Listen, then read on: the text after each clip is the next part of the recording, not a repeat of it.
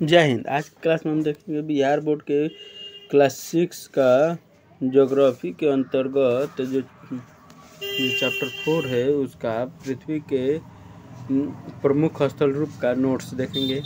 पर्वत कितने प्रकार के होते हैं? तो पर्वत मुख्यतः 3 प्रकार के होते हैं: बलित पर्वत, भ्रंशोत्थ पर्वत और ज्वालामुखी पर्वत। बलित पर्वत इनकी सतह ऊबड़ खाबड़ यूँ शिखर शंक्वाकार होती है, जैसे भारत का हिमालय पर्वत और अरावली पर्वत जो है वो क्या है, तो बलित पर्वत का उदाहरण है।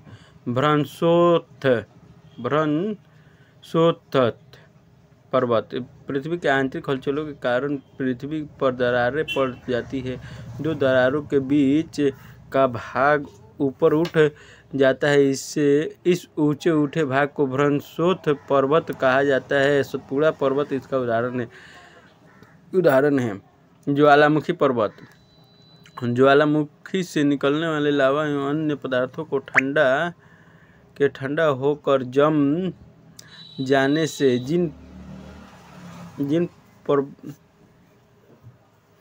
पर्वतों का निर्माण होता है उसे ज्वालामुखी पर्वत कहते हैं। इटली का विसुवियस पर्वत इसका उदाहरण है। भारत के ज्वालामुखी पर्वत नहीं पाए जाते हैं। भारत में ज्वालामुखी पर्वत नहीं पाए जाते हैं।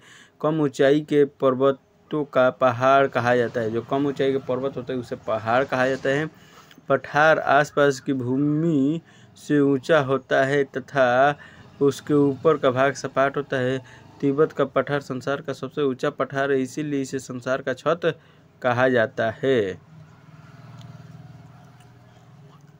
नेक्स्ट है, पर्वत से निकलने वाली नदियों के जल का उपयोग सिंचाई तथा पनबिजली उत्पादन में किए जाते हैं।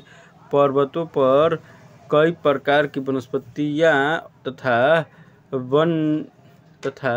जीव जंतु पाए जाते हैं। नेक्स्ट है, घने जंगल, अत्यधिक ऊंचाई में परिवहन का अभाव होने से यहाँ का जीवन मैदानों की अपेक्षा कठिन होता है। बिहार का अधिकतर भाग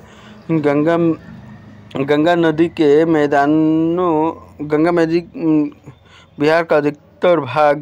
के दोनों तरफ मैदानी भागों के रूप में फैला हुआ है। इससे में कृषि होती है।